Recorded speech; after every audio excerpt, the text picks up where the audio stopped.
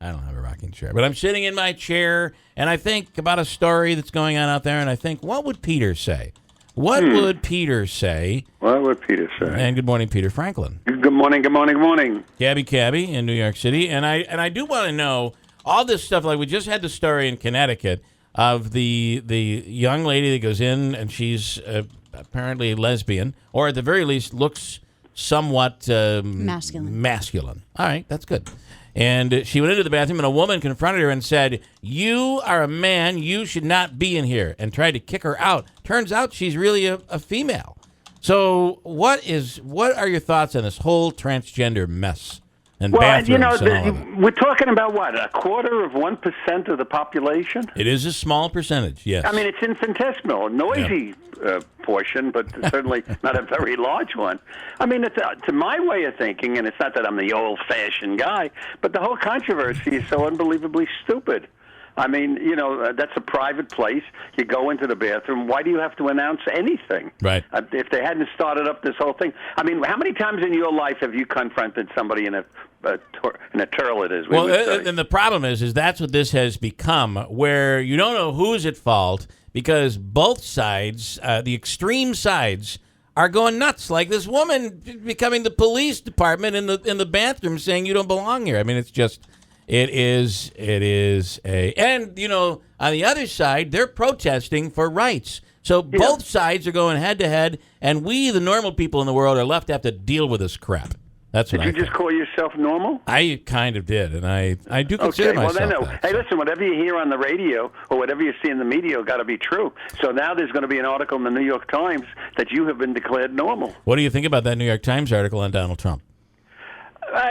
Something I got to tell you, and I've said it to you before, and you're nice listeners, his reputation before he got involved in this whole presidential thing was a very nice one. I mean, he was considered an interesting guy, but you didn't have labor unions complaining about him. You didn't have tenants complaining about him. Yeah. He did a lot of good public service things and things. He wasn't considered a bad guy. All of a sudden, they're just raking the coals to see what they can say bad about the guy, and he's really, to my way of thinking, not that much of a bad guy. He just says what's in his mind sometimes, and maybe he shouldn't. And it seems like he does say provocative things because he knows it is going to get people kind of going, and if he's guilty of anything, it's probably that. Yeah, the article, I mean, I heard someplace or read someplace that one of the women has already come forward and said that that's baloney. He was a gentleman. When they started picking on Ivana Trump, she said he was a wonderful person to be married to. There was no problem. So I think the Times, in this desperation, remember about a week ago they had an article about prostitution with pictures of prostitutes all throughout the Times. They are in deep financial trouble.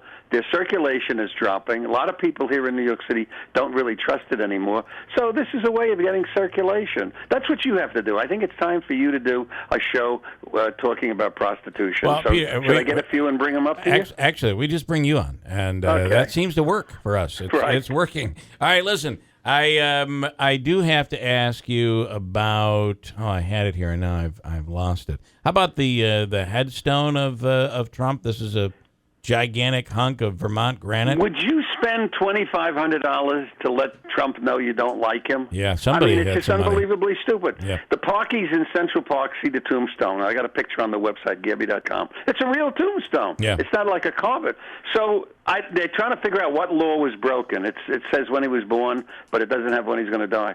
So the cops and the park enforcement people are trying to figure out, is there a law against putting a fake tombstone in Central Park?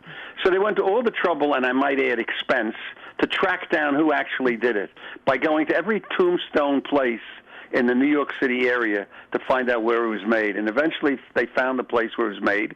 And the guy says, I didn't think there was anything wrong with it. The guy came in, gave me $2,500. I made him a tombstone. So they're still scratching their heads as who they're going to prosecute for what. Yeah.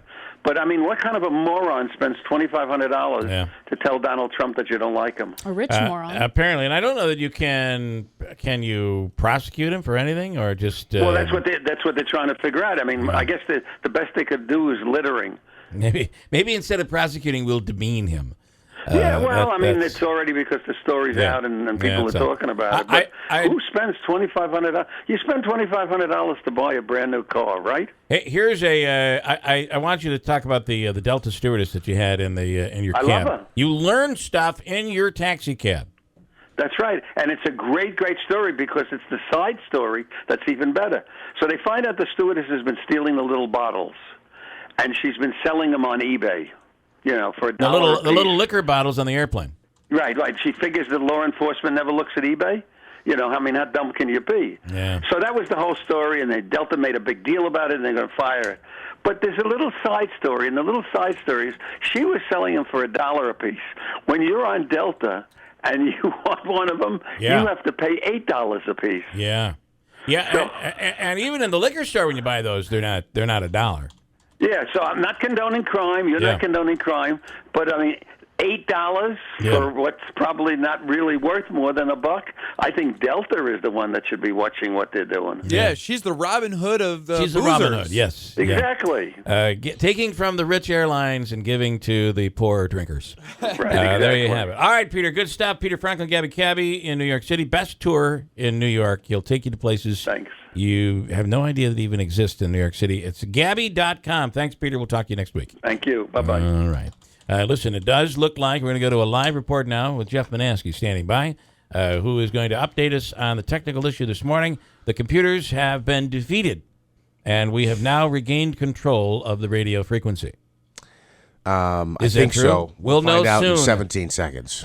Because when the news plays, there are two different newscasts playing, and, I don't know, maybe a cartoon, then you'll know something's going wrong. But I think we have it under control. WIBX, Utica, Rome.